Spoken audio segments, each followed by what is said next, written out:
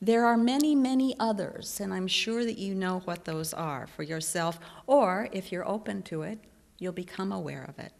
So do we even know we're wearing a costume? It's very important to be conscious, to be aware of what roles we take on, of what costumes we wear. There's nothing inherently wrong about wearing a costume. Nothing at all. Sometimes it's just plain fun.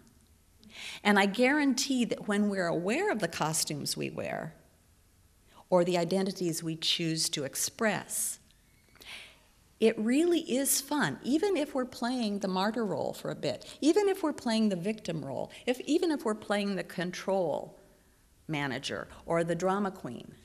If we know really that that's just a role that we've bought into or we've decided to try it on, it can be fun to see what happens. And then we get an inkling of our own power. Oh, this is what happens when I'm wearing this costume. Doesn't feel really good. I think I've done it. I think I'll change my costume or get back to who I really am and live from that. So it can just be for entertainment. But oftentimes we trick ourselves into believing that the costume is real, instead of treating ourselves with a new thought and moving into a greater livingness. So another question I would ask you, just for yourself, who are you pretending to be, or who have you pretended to be? You may want to let yourself be that fully today, since it is Halloween. Really get into it. Be it all over the place. See how many people you can fool.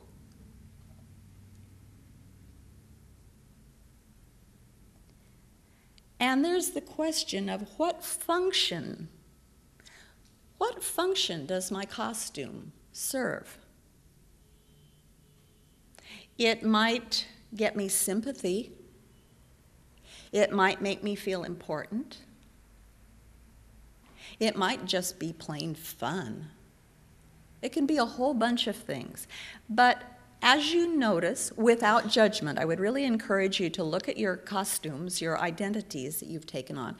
Without judgment, just notice them and say, oh, isn't that interesting what I've created, what I have chosen to be expressing? Because whether we know it or not, we do choose these. Sometimes it's subconscious choosing, but we do choose how we show up in the world. So what function is this serving me? Is it just helping me learn something? Maybe. How invested am I in this current costume? How invested? Have I worn it so long that I think it's me? That's a key question for me as I become aware of the roles I take on or how I show up with friends or church people or work cohorts. Have I worn a certain role, a certain mask, a certain costume for so long that I really think that's who I am? And am I open right now to looking at that? Maybe trying something else just as an experiment, just to see what would happen. Would that feel real too? That leads us to the question of, I told you we'd have questions. Do I think of myself first? Do you think of yourself first and foremost as a spiritual being?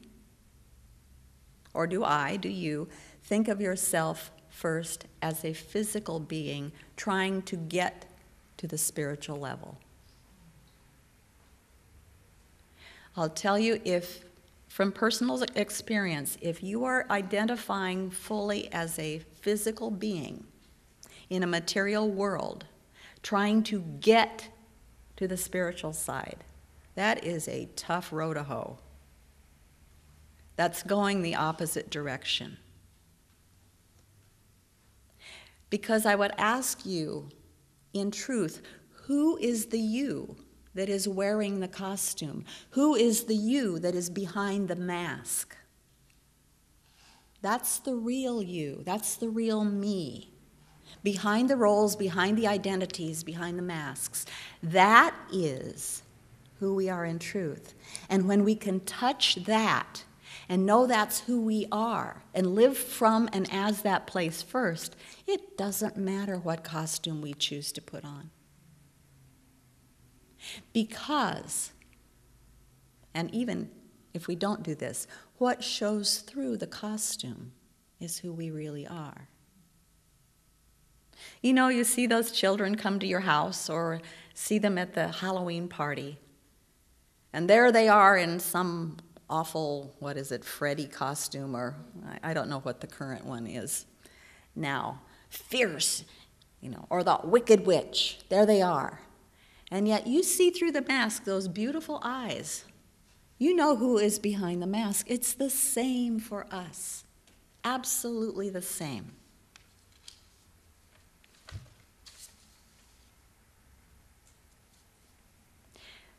The outside costumes that we wear, we often think people have imposed them on us. We think our parents or our teachers or our churches or our communities have imposed those upon us. Please remember that whether it's conscious or subconscious or subjective, as we talk about here in religious science, that we have chosen those for a purpose. And we can unchoose them at any moment. Allowing our spiritual identity to come forward more fully than it ever has before. I've mentioned before the book, Busting Loose from the Money Game. This is the one that I will be doing Wednesday nights in November as the book study.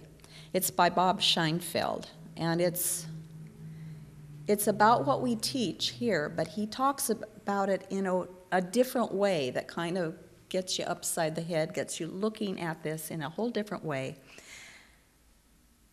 His premise is that there's only one of us. We've heard that before. As you read the book, he's saying that you, whoever is reading the book, is the only one, and you have manifested him as part of your hologram.